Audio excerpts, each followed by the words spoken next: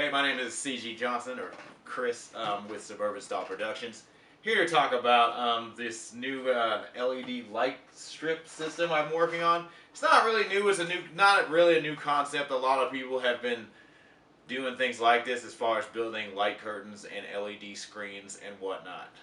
But the one thing that I would like to talk about is that it's not very expensive. This stream of lights I purchased for about $29.95 online.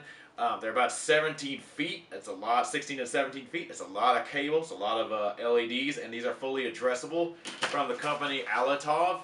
And when I say fully addressable, that means each one of these LEDs can be controlled with a controller, which is on this board. I wish I could show it to you in further detail. I may have to do it on another blog. It's the T1000S. This thing, unfortunately, the instructions are only in Chinese, so you will have to kind of know exactly how to hook everything up with. But it does have some English on it, and it's not very difficult to use if you know a little bit about electricity and the electrical connections. Featured here is a transformer that I built. It is the Power Spec 650. I didn't build it, but I purchased it and had to remodify it for the use I needed. 650 watts, which would be overkill for 2 rows of LEDs, but I'm not sure how many of these I'm going to wind up using for my DJ booth or curtain or whatever I plan to do with this.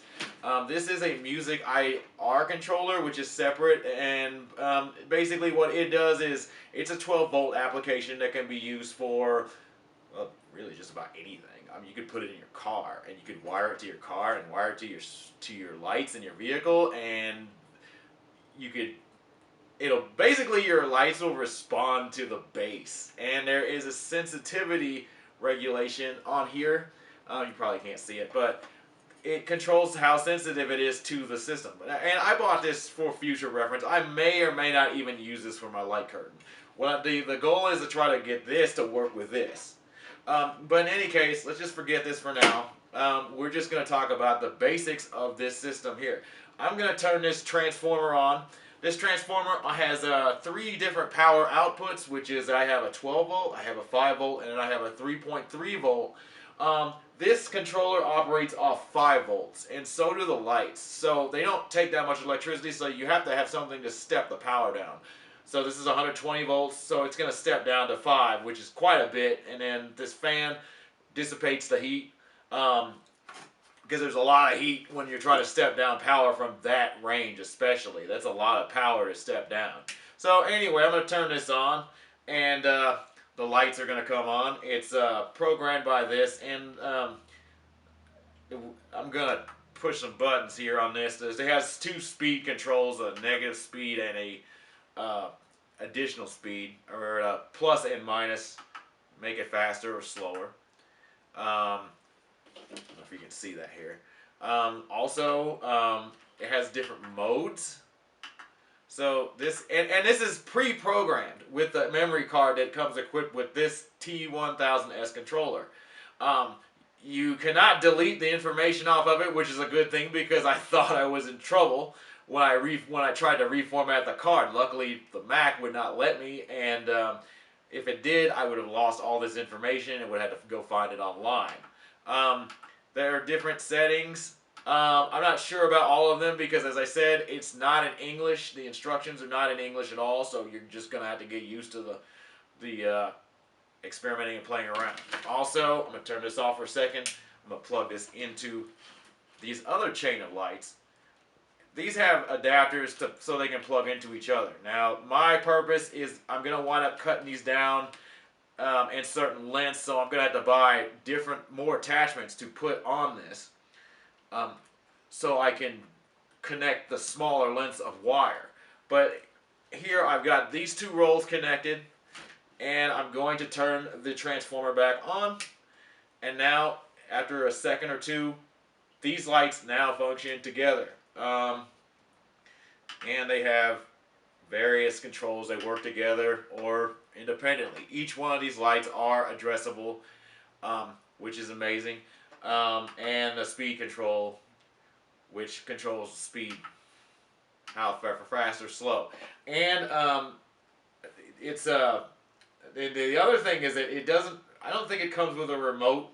None of these come with a remote. I did buy a strip of Kingwin light LEDs, which did come with a strip, and the controller, which is wafer thin. But these don't, so you would have to combine them with your favorite controller. There's multiple controllers out there. This just seems like this one here is the one that's the most well known, at least as far as the internet. So you know, you might want to check that out. And like I said, this thing does a lot of things. It costs about less than, for 4 strips, this controller, this transformer. You can buy this online. I bought this from Micro Center of Overland Park. It cost me less than $40 because it was on sale. This other stuff, like this box, the controller, and this controller, you're gonna have to buy online, unfortunately, and so will you have to buy the lights. Make sure that when you buy them, you get fully addressable lights. Make sure that it says a fully addressable, because that means you can control each one of these independently. And if you have a more sophisticated LED system, you can make an LED system that's customizable and even show graphics if possible. If you got LEDs that could do that, if you wish to expand your system.